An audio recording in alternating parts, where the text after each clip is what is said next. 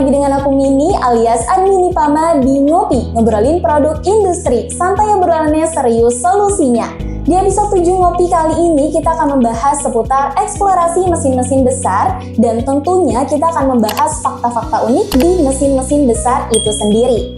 Dan seperti biasanya di setiap ngopi aku juga nggak sendirian karena hari ini sudah hadir narasumber spesial yaitu seorang reviewer dan juga konten creator yang fokus membahas seputar mesin-mesin besar. Langsung saja kita sapa yaitu Karyo. Halo Karyo, selamat datang di Nipama Mandiri. Oke, halo Mini, halo juga Sobat Nipama semua. Seneng banget nih akhirnya gue dapet undangan podcast untuk cerita seputar alat berat bareng kalian semua. Nah, untuk Sobat Nipama semuanya, sebelum kita membahas seputar produk produksi lebih jauh ya, membahas seputar mesin-mesin besar itu sendiri, ada pepatah yang mengatakan tak kenal maka tak sayang. Jadi boleh dong untuk memperkenalkan diri terlebih dahulu ke Sobat Nipama semuanya. Oke, halo semuanya. Jadi nama gue itu aslinya adalah Rio dan gue biasa dipanggil sebagai Om Mesin Besar karena memang akun gue itu namanya Mesin Besar. Gue itu seorang full-time content creator yang aktif di 5 platform saat ini. Gue aktif di TikTok, Instagram, YouTube, Threads, dan Facebook.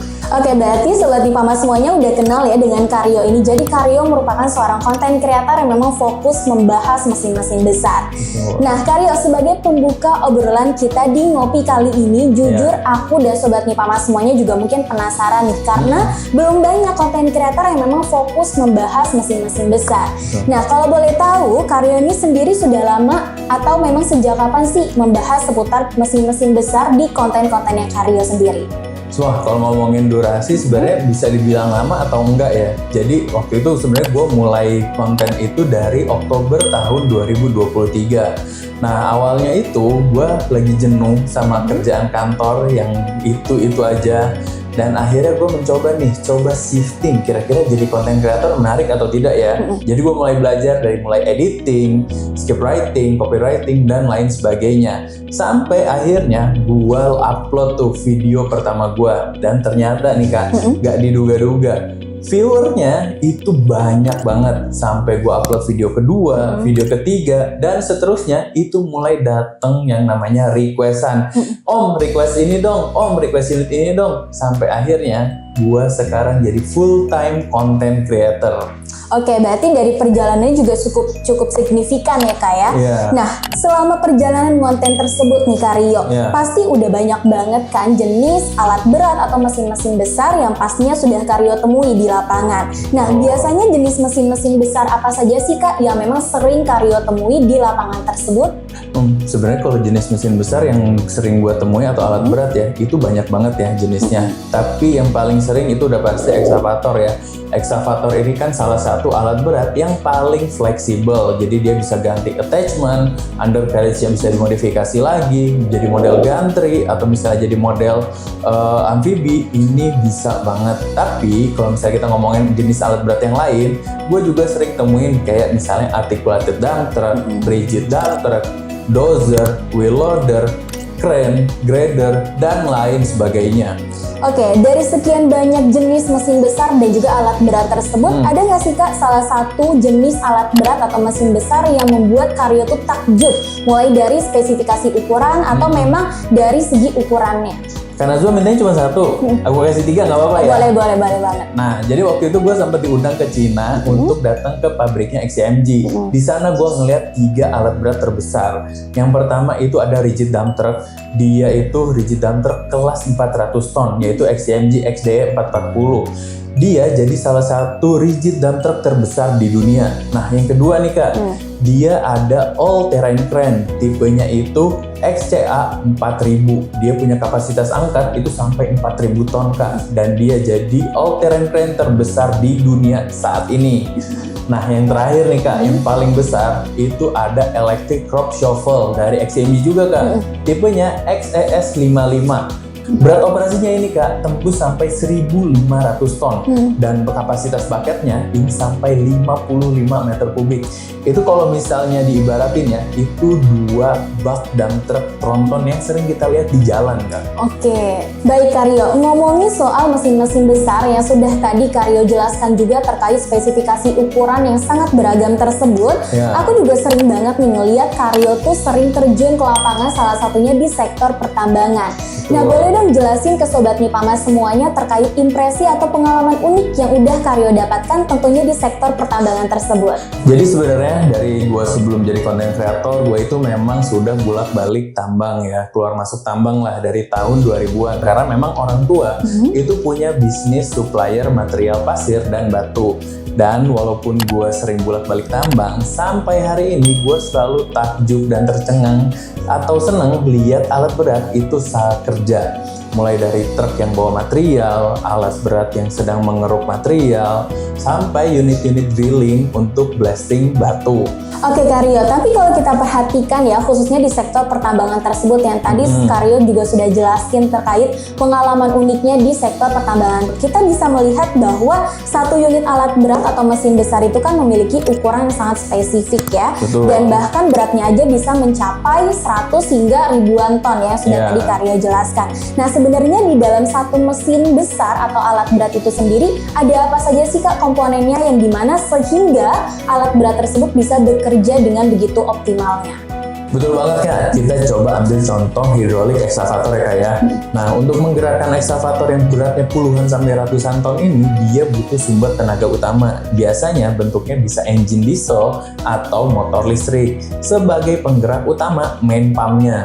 Nah, ekskavator sendiri itu dibagi dalam 2 bagian utama ya. Yang pertama itu bagian undercarriage untuk mobilitas, lalu bagian upper structure. Di sini terdapat boom, arm, dan bucketnya. Nah, buat menggerakkan lengan baja seberat itu, mereka mengandelin yang namanya sistem hidrolik. Ini nih kunci bergeraknya, biar alat berat bisa beroperasi. Oke Karyo, menyambung obrolan yang tadi Karyo sampaikan tadi, salah satu komponen di dalamnya kan adalah sistem hidrolik ya. Walaupun memang komponen di dalam alat berat itu saling berkaitan satu dengan yang lainnya.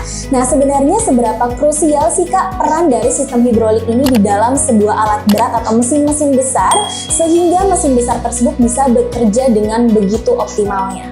Nah, sistem hidrolik ini ibaratnya otot alat berat ya Kak ya. Perannya itu penting dan krusial banget. Sistem hidrolik ini berfungsi sebagai penyalur tenaga yang merubah daya mekanis dari engine menjadi tenaga penggerak yang super kuat. Nah, di dalam komponen hidrolik ini, khususnya dalam silinder, ada elemen kecil tapi penting banget nih Kak, yaitu hydraulic seal. Seal ini tugasnya menahan tekanan oli hidrolik biar gak bocor, jadi tenaga dorongnya ini tetap maksimal. Kalau sealnya keok, ya otot alat beratnya langsung lemes. Oh, berarti fungsi dari seal hidrolik tersebut di dalam sebuah silinder hidrolik itu pastinya cukup penting juga ya Kak ya, di dalam sebuah alat berat. Nah, kalau boleh tahu, posisi-posisi seal ini tuh terpasang di bagian mana saja sih Kak di dalam sebuah alat berat? Kalau kita perhatiin di ekskavator misalnya, seal hidrolik ini bersarang di beberapa titik utama. Misalnya di boom silinder buat ngangkat lengan utama, arm silinder buat nekuk lengannya, dan bucket silinder buat ngeruk material. Buat jenis produk sealnya sendiri berbeda-beda nih tugasnya. Ada piston seal buat nahan tekanan yang super ekstrim di dalam piston. Terus ada rod seal yang tugasnya mencegah cairan hidrolik merembes keluar dari silinder. Selain itu, wajib ada wiper seal atau dasil buat menghalau debu kotoran tambang biar nggak ngerusak sistem. Plus didukung juga sama o-ring dan backup ring sebagai penyekat celah yang bikin semuanya tetap presisi. Baik, berarti di berbagai macam kebutuhan jenis produk-produk seal itu memiliki fungsi yang berbeda-beda ya Kak ya, di dalam sebuah silinder hidrolik. Nah Kak, sebagai seorang reviewer yang memang sering melihat langsung operasional di lapangan, seberapa sering sih Kakak melihat kasus alat berat yang terpaksa berhenti beroperasi atau disebut juga downtime yang disebabkan adanya masalah kebocoran di dalam silinder hidrolik tersebut? Dari kacamata gue ya, sebagai reviewer atau konten kreator alat berat, masalah kebocoran silinder hidrolik gara-gara seal jebol itu salah satu penyakit yang paling sering ditemui di lapangan.